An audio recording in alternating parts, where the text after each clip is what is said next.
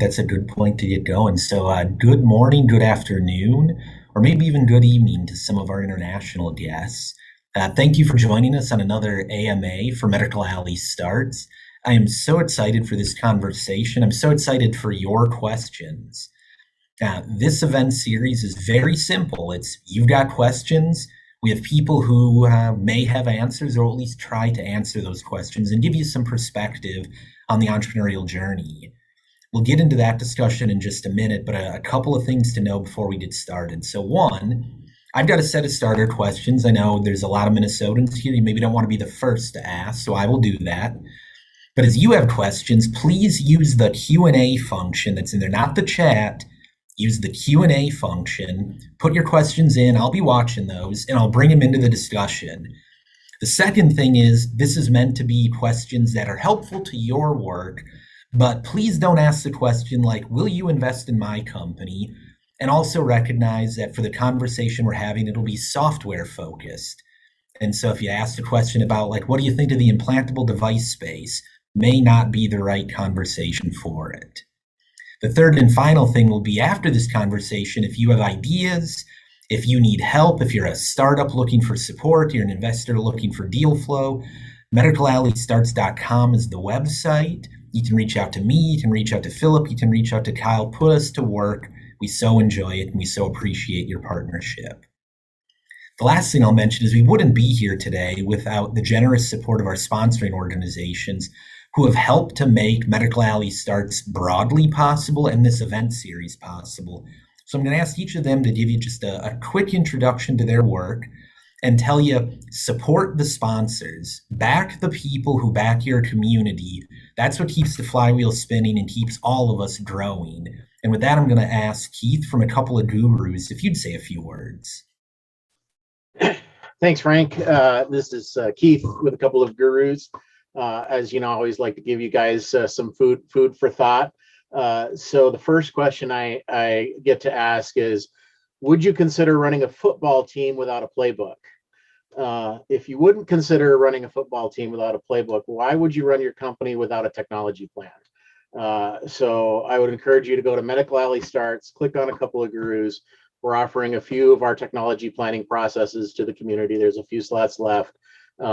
Go there, sign up, take a strategic hold of the direction of your technology, and start planning. Because again, a quote from Jack Daly is, most sports teams are run better than most companies. So that's my food for thought for the day.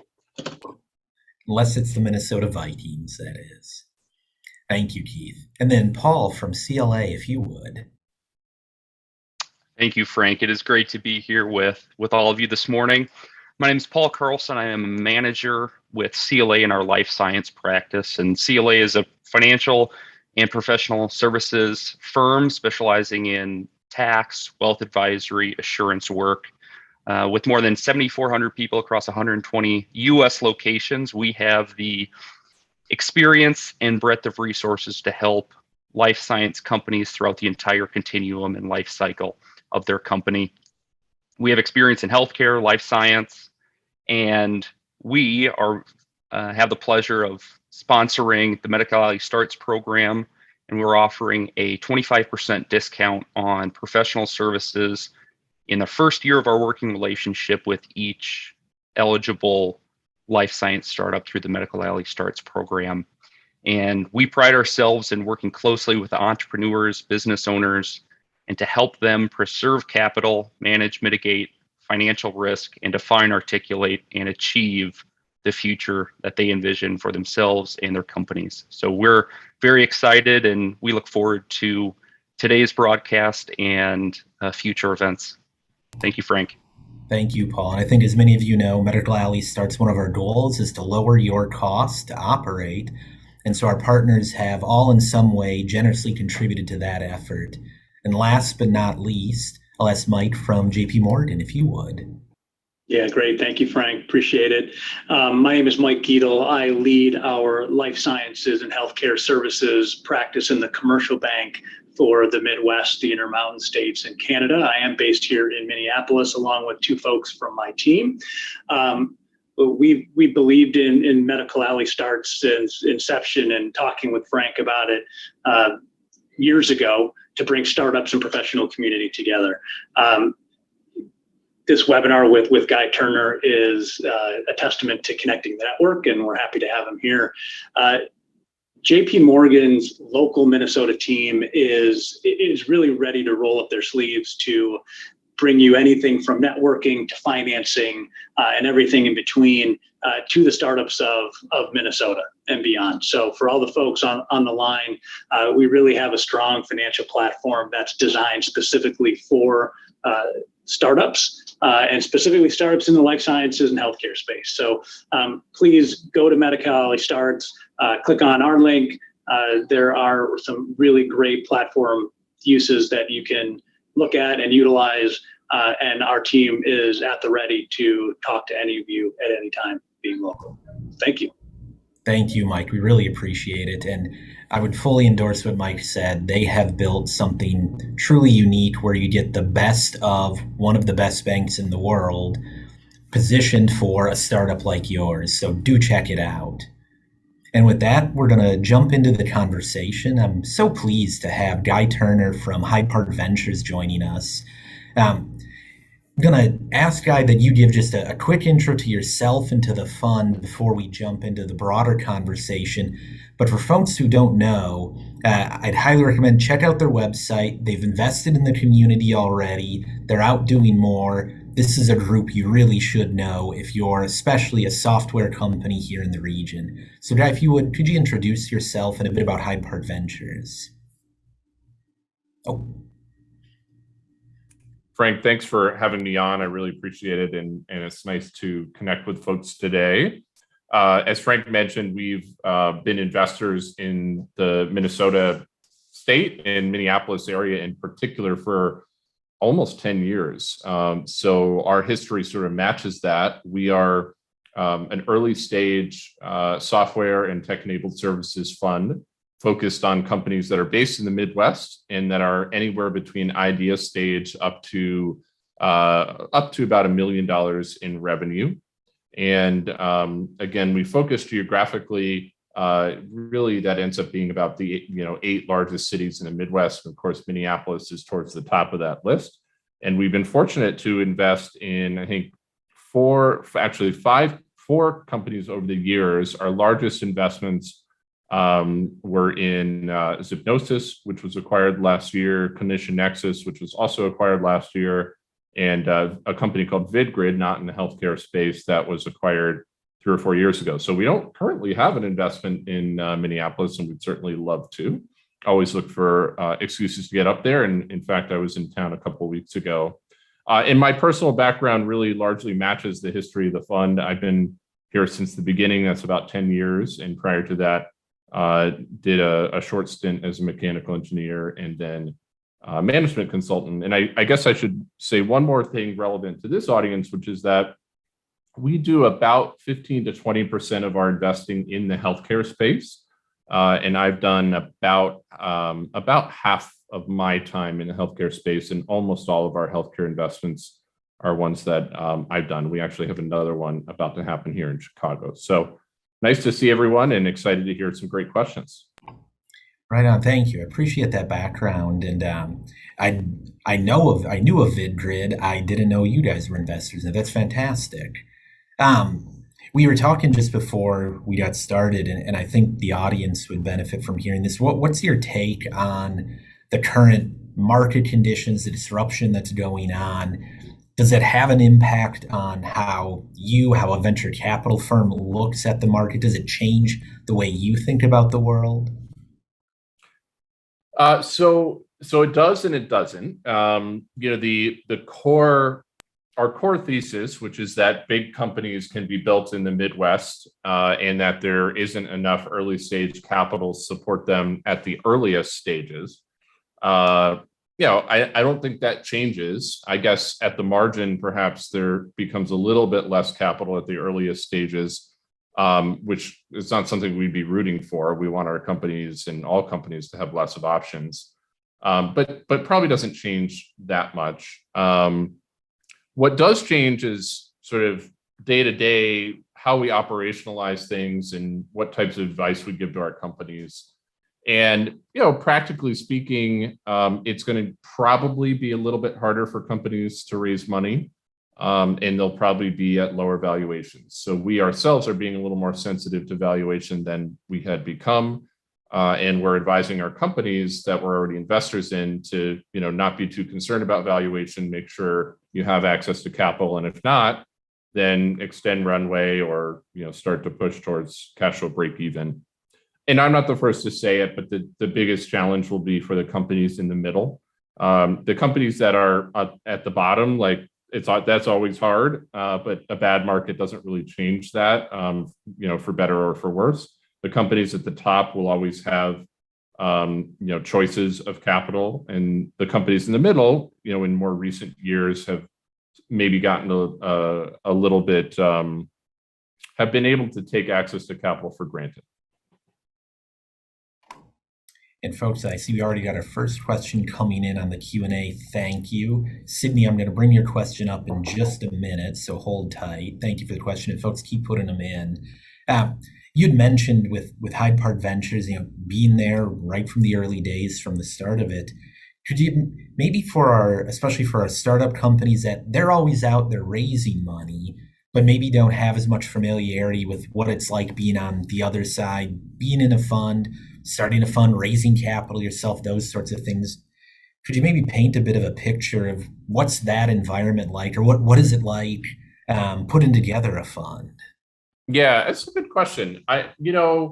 There are parts of it that are similar to the startup journey. I mean, a new fund is a startup in itself, and there are parts that are different. So I think the part that's a little bit easier than the average startup is that once you get a fund off the ground, there's a built-in revenue model for at least 5 years. So you've got your fees, and they allow you to keep your family fed and clothed. While knock on wood, you drive returns over the long run. And of course, at a startup, it's different, right? So you're burning capital, and you don't always know where things are going to come from in a month or two, or certainly in 6 to 12 months when your runway's out. So we are certainly very appreciative and have a ton of respect for that type of risk that entrepreneurs take that we didn't have to. The parts that are actually pretty similar is, we have had to talk to many, many, many investors to raise capital.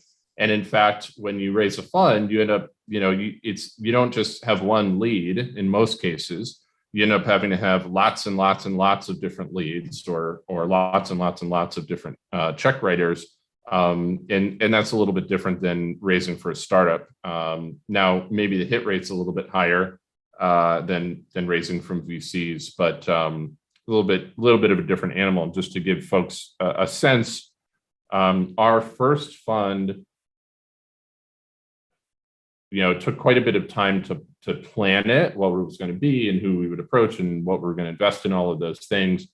That was close to a 12 to 18 month process. From the time that we started asking people for money to the time that we had our final close of $25 million, or at a total of $25 million, was 2.5 years. So it takes a long time. Yeah, wow, that is a marathon. But the related question then, are there things that, as you work with particularly early stage companies, that you wish maybe they better understood about the venture capital model or the way the business operates, that maybe makes the relationship easier to manage, or just better start on the right foot if they have that understanding? Yeah, it's a good. Well, first I would say that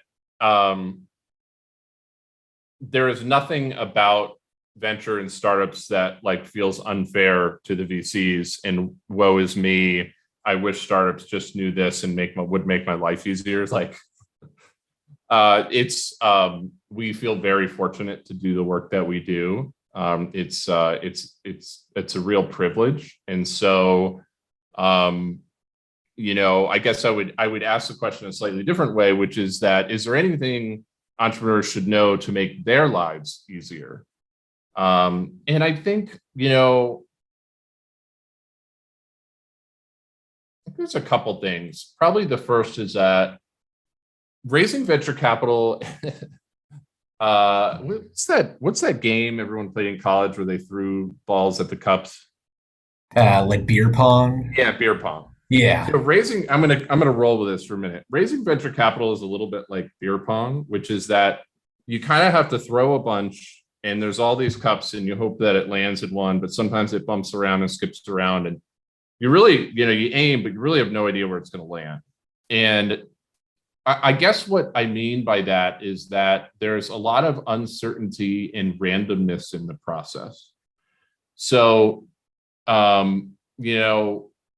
any given moment in time, as we all know, VCs are human beings too. And so they may seem like they're the perfect fit, or they may give you the signals that they're the perfect fit, or they may have deep expertise. But then, just like any other human being, they get busy with something else, or something happens in the inside of the firm and another investment's made and they want to slow down pace. And so this one's not going to happen. Or, someone goes on vacation, like all of those things.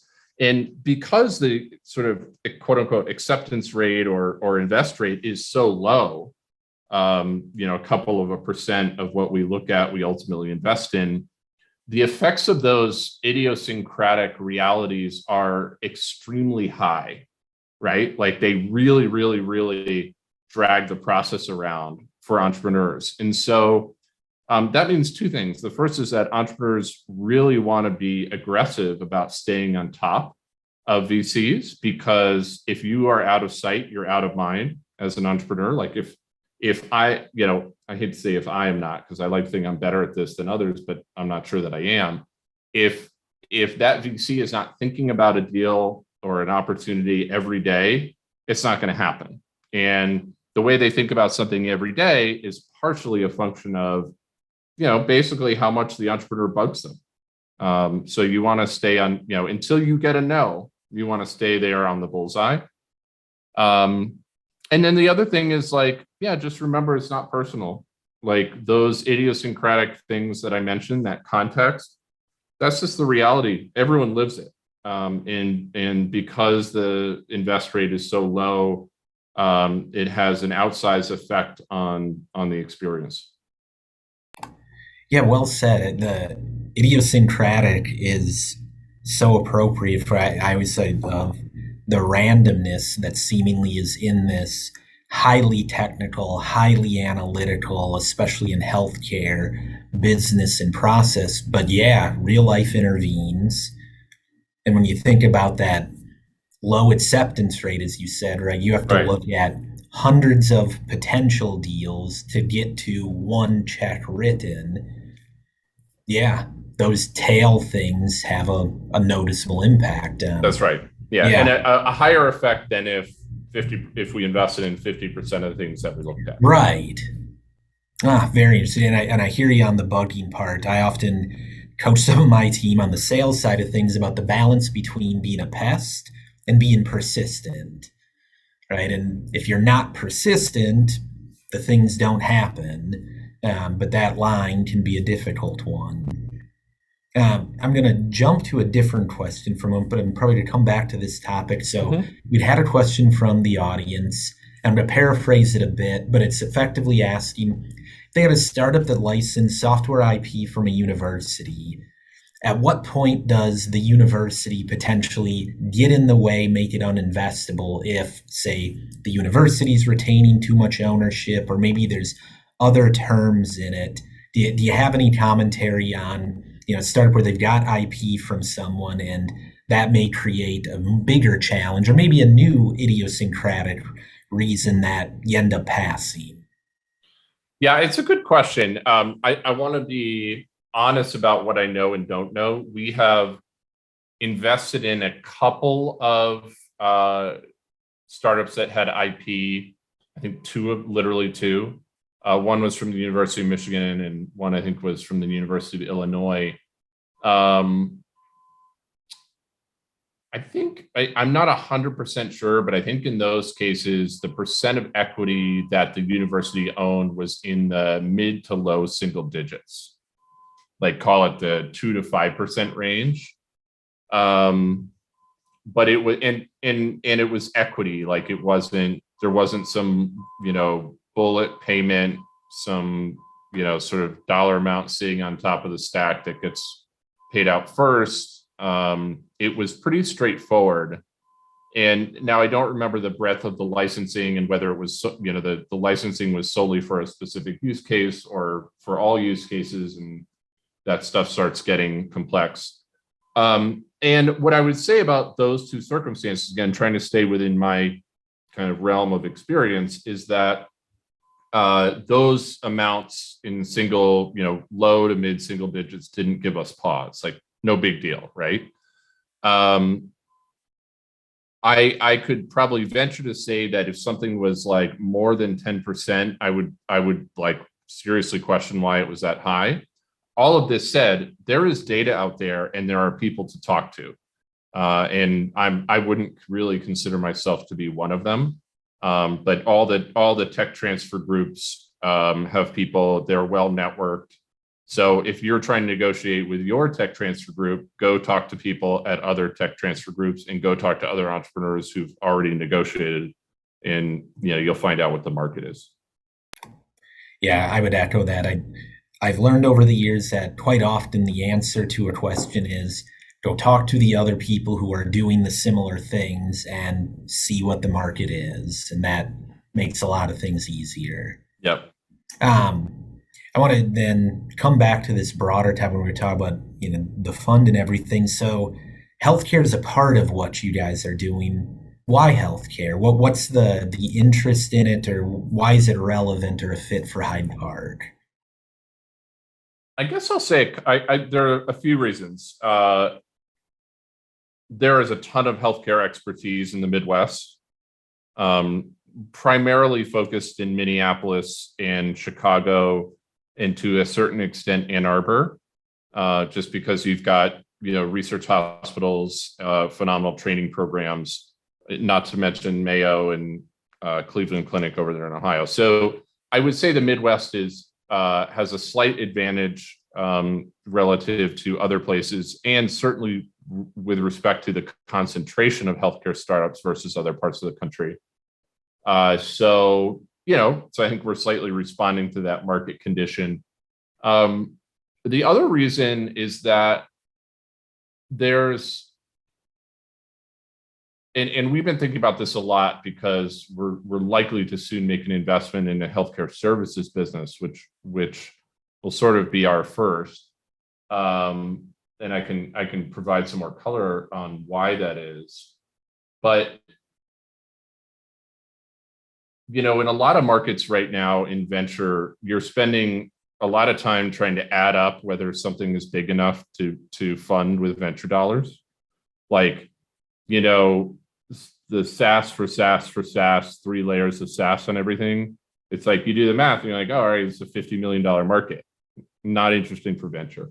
But in healthcare, most markets are really big.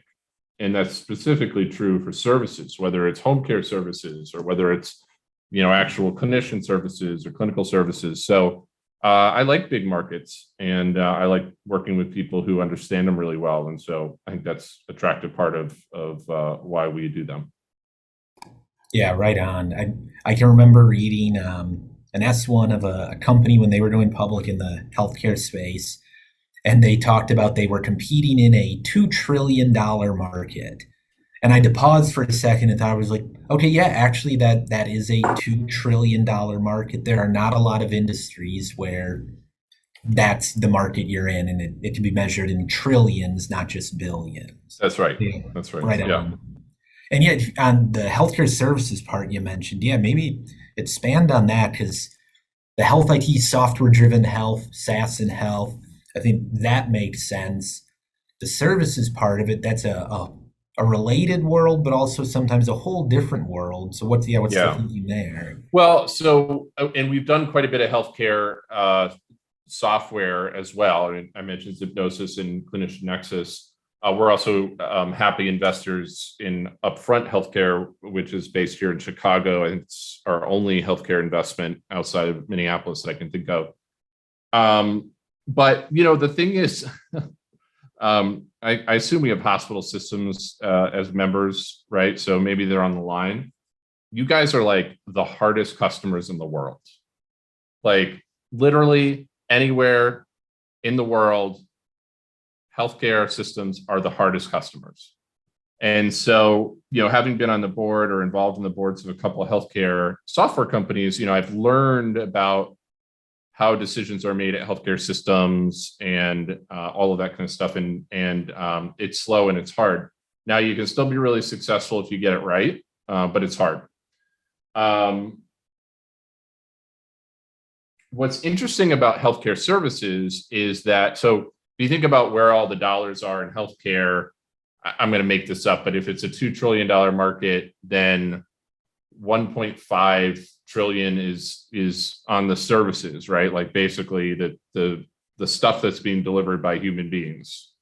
And then, 25% of it is sort of the other stuff, which would be pharma and whatever. And I'm making these numbers up, but it's probably sort of in that order of magnitude.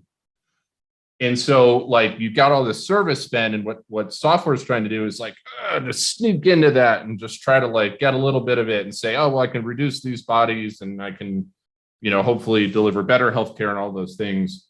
But really, in a way, it's sort of derivative of the primary point of value exchange, which is usually between a human being and a patient. And so if you get in the middle of that, there's a lot of money to be made. And I would say I first learned that I was very fortunate to be a seed stage investor in Oak Street Health, which we looked at. I knew the guys who were starting it. We looked at very, very briefly as Hyde Park Venture Partners Fund 1, which is a $25 million fund. And we looked at it and we said, this isn't what we do. We're software investors. This is going to require a ton of capital. And it did. It ended up raising, I don't know, $500 million of capital, whatever. And we said, well, we'll just get diluted out. We're so small, blah, blah, blah, blah, blah.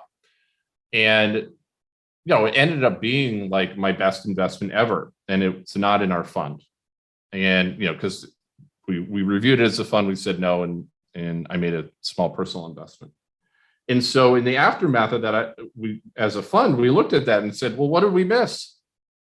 And what we missed was that it's true that it was very capital intensive, but if the market is large enough, capital intensity is okay, and you can still create a lot of value, enterprise value along the way. And they were certainly able to do that. And then the other part of the learning was that in healthcare, what matters is what happens at the point of transaction. And that's usually between a clinician or provider and a patient. It makes a ton of sense, and it makes me think of something we talked with our device members quite a bit about, who some of I know are on this call. United Health Group as a company is larger than the entire world's medical device industry in terms of employment and revenue. Right, one company is bigger than Medtronic, J&J, on and on and on. That business, right? That's where you talk about healthcare services, right? It's hard, but if you can make it, it's a good business. And it really plays into a question we had from the audience. Sean's asking about that transition from beta, from pilots, from the early phase of this work into that harder, as he says, operationalized mode. As you guys are learning about health services, as you're going into it, what are your thoughts about making that shift from, as he says, beta to operationalized, and getting through that hard sales cycle? And this is, let me make sure I understand. Is this a services business? Yes. Yeah, I would care. Well, for software specifically, it's software okay. That I would say replaces some services. And Sean, if that's not right, you can common to me right away. Yeah. So what usually goes? So I'm going to assume, for the sake of the question, that beta means that you have a pilot customer, with software that is being used in production. It's not just like a fake pilot, okay? Because my answer would be different. It's like we have some user using our software with fake data. That's just a very different answer. This one's as real as it gets. Yeah. So if you're already real with customers, and the question is, well, how do you start to operationalize the next step? I think there's a couple parts to that. The first is to flip it around, what often goes wrong between 1 or 2 customers and 10 and 12 customers, and I'll assume it's sort of like mid-size to enterprise, is your first customer, really well, like every human being there, they know every human being at your firm. They're often pretty sticky. They're going to be around forever.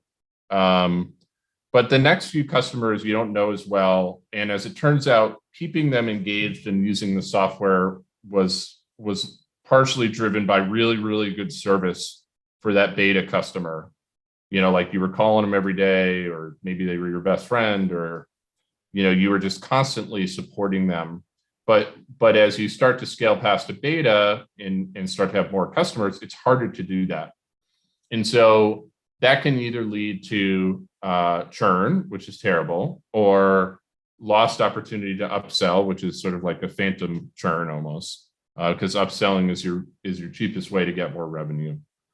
And when you actually look at it, that is usually a function of not building a customer success or customer support, or whatever you're going to call it, team to keep those customers, the kind of number 2 to number 10 customers really, really engaged. So I think that's often missed.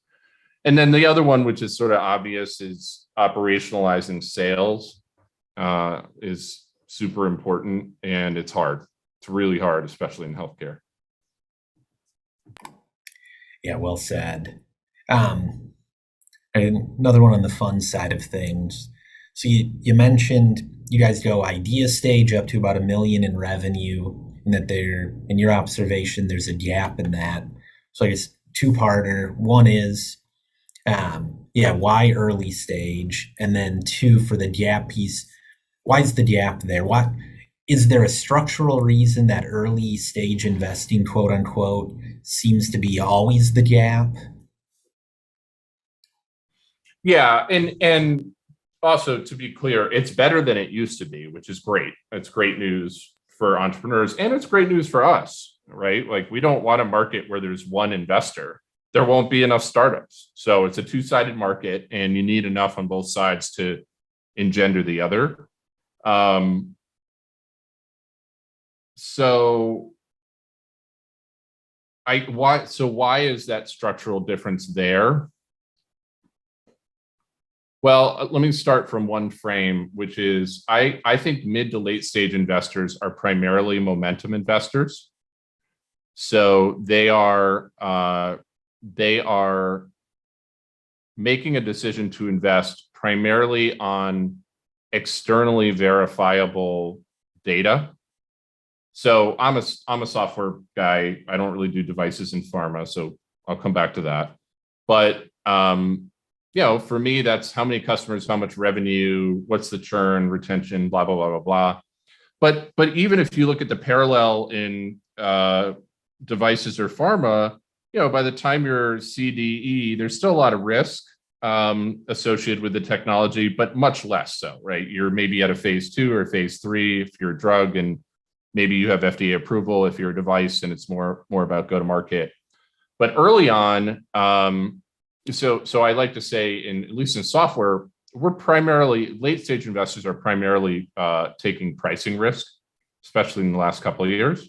But the team has a track record or not. There may be some volatility on the team, but it is what it is. They're startups. There's not a lot of product risk, not a lot of market risk. It's really pricing risk. At the earliest stages, you're taking every kind of risk known to humankind. It's team risk, product risk, market risk, business model risk, pricing risk, all of those things together. And because of that, I think to write large checks at that stage, there is still a benefit to either meeting them in person or being able to validate the human beings through your own network. And therefore, there is some reality of a localness to it. And, you know, that I think is kind of the reason. No, that makes a lot of sense. Yeah, if you have to try to reduce or mitigate or manage a wider range of risks, yeah, you've got to find different ways of doing that than if it's, and I know it's not this simple, but of they're generating this much revenue, it costs them this much to get it. If we put more capital in, we'll get a certain amount out, and that works. Exactly, yeah. And Yeah. also, I would say one of the big differences, you know, I use the phrase externally verifiable data, right? Yeah. So at the later stages, there's a lot of quantitative analysis you can do, and you can do that sitting at a desk 3,000 miles away, and the team that you're talking to are the ones that achieved it. But at the early stages, there's not a lot of number crunching to do. It's very qualitative, and that requires a little more touch. Yeah. So if I'm hearing you right, a bigger chunk of it comes down to, do you or the royal you believe this team can get to whatever the promised land is? For sure. Yeah. For sure. Yeah. Question that came in from the crowd asking about barriers to entry and moat. And I always think about this in the software world where I started in device and drug, and you've got IP, and that is like your big moat. And then you get FDA, and you got another big moat. Sometimes in software, you don't have those sorts of things. So what do you look at as barriers to entry or moats when you're looking at software companies? Yeah, it's a great question. In most cases, there aren't any. None of the classical ones. Especially at like an early stage you all would be at, I imagine. At the early stages, there's basically no barrier to entry.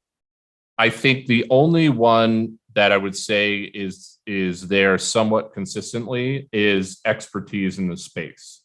But that doesn't mean no one else has it. We have a couple of teams where like we're investors in one satellite communications technology business. It's maybe sexier than it actually is, but I'm going to go with it. Where there's probably like 4 or 5 teams in the world who have the collective expertise that they do, and so that is a real moat. I wouldn't say that most of our teams have like that selective an expertise, but you know, when you sort of crosshatch who wants to be a startup founder, who wants to do it in this industry, and who really has expertise there, it's a smaller pool. And so that is an advantage. And to be fair, the one commonality that we've seen in our most successful companies is expertise in the space. And we have almost holistically fallen on our face anytime we back a team that doesn't know the space. Like someone wakes up and they're like, oh man, healthcare is the worst. I'm going to go change healthcare. That's a recipe for disaster. So I think the expertise can be, and then the other major barrier after the fact are network effects in software. So in the long run, once you start to build a business, the only expertise continues to matter, but everyone can catch up over time. The only thing we've really seen that matters in the long run is network effects. And marketplaces obviously have network effects, but some B2B software does as well. And when we back B2B software these days, we really try to answer the question of what is the network effect. Very interesting. And as I hear that, it makes me think, for early stage investing, your belief then in that team's ability to execute, that's maybe the link, that their expertise, their ability to execute gets them to the point where they can create the network effect. And as you said, there just aren't a lot of people who are going to line all those different things up. So maybe technically someone else could do that, but it's unlikely there's someone else that would do that.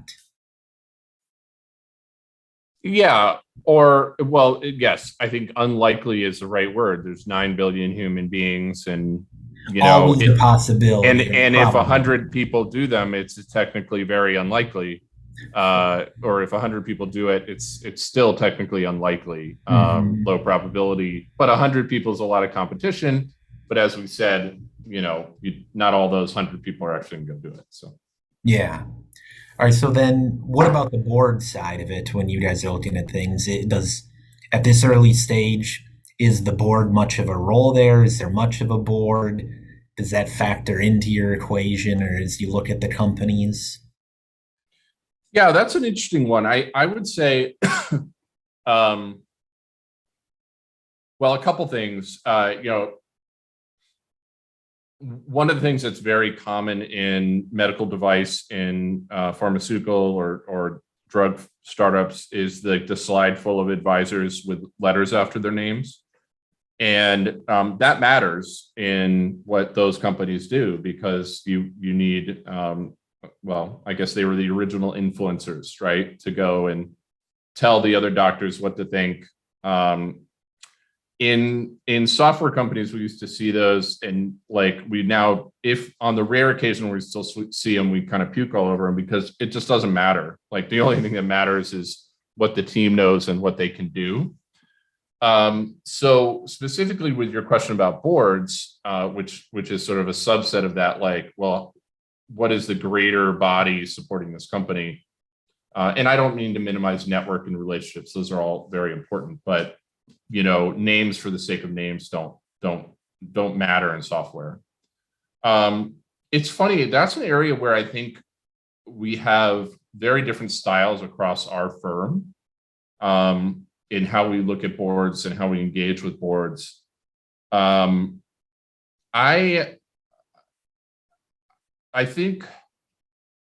don't think boards matter that much in terms of creating upside and managing upside early on in a startup. I think they can help guide a company through the downside situation and hopefully return capital instead of getting a zero for everyone, including the founders. But I don't think they help all that much with upside, because a board can't coach an entrepreneur how to go build a big business. It just doesn't work. The entrepreneur will figure it out through an amalgamation of advice and inputs from a whole variety of people, not just people on their board. A board can be extremely tactical with, hey, we're out of money in 6 months. This is how you run a process to go get acquired or shut down the company. A board can help with that. So all of that is to say, from an upside perspective, we don't put a lot of credence in boards. It is important to have people that everyone trusts on the board when things aren't going well. And then usually early on, we're fine with founder-controlled boards, really even through, we're doing a Series A right now that's a founder-controlled board. Because, honestly, if you get to a place where there's massive disagreement at that stage of a company, number one, you probably already lost. And number two, the entrepreneur started the company and they still usually own a majority of it at that point. I'll stop there. Yeah, right. No, that makes a ton of sense. And I wrote down the influencer comment. That is so spot on, that the MDs and the PhDs for those kinds of companies, it is the original influencers. Yep, exactly. Another question coming from the audience asking about working with big companies, and if for an early stage company, if they are doing strategic partnerships, anything that you guys are looking out for that makes you either go, that's a bigger positive, or that's a concern, given the stage that you all are investing at? Well, again, for device and pharma companies, that's a total different thing, and I don't know anything about it. and it's a very important part of most of their strategies. In a software company, strategic partnerships are almost exclusively a waste of time. That's both our strong view, and also unfortunately informed by our strong experience. So I think sometimes startup CEOs and founding teams like partnerships, software teams like partnerships, because it makes it look like they're doing something. And I don't mean this in a like, I'm not trying to be mean. It's so hard to accomplish things at a startup. Like, it's really hard to take a product that no one knows, take a brand that no one knows, and go and sell it. And I think sometimes when entrepreneurs get frustrated in doing direct sales, they say, well, how can I sell this through partnerships? And again, I mean partnerships. I don't just mean like a distribution channel. Distribution channels can be good, but partnerships were like, oh, we have an integration with such and such other tiny company, and together we're going to do this. It's all a waste of time. You just got to get out there and sell the product. And very, very few partnerships early on work out.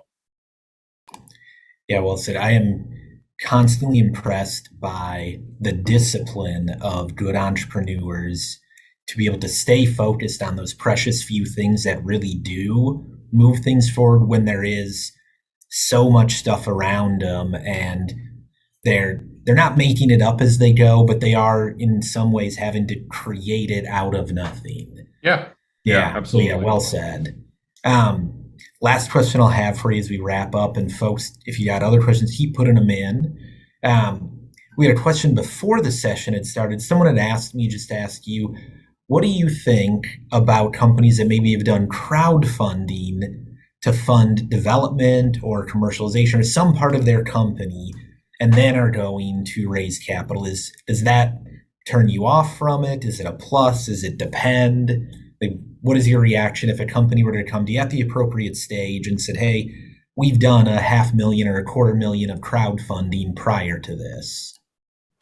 Yeah, it's a good question. So whenever, I think, what was it, 8-9 years ago when the Jobs Act was signed, everyone said, oh, this is the end of venture capital.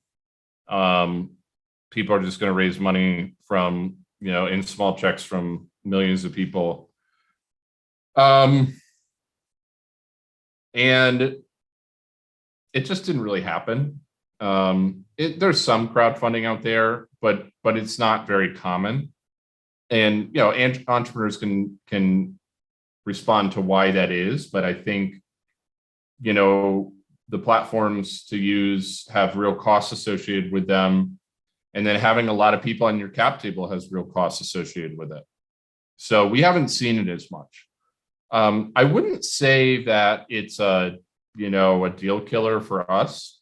The question that I would ask, if I were looking at a company that I was otherwise very excited about, and the cap table had 150 people with $1,000 investments or $2,000 investments, I would basically ask the question, well, what are the obligations for communicating with them? What controls do they have? Are any of those things onerous? If the answer was no, then would I consider moving forward? Maybe. I would probably propose that we offer to buy them out, or that we try to put them into a single entity that's controlled by someone we know. I don't know whether those things are possible or not, but that's kind of what my next step would be.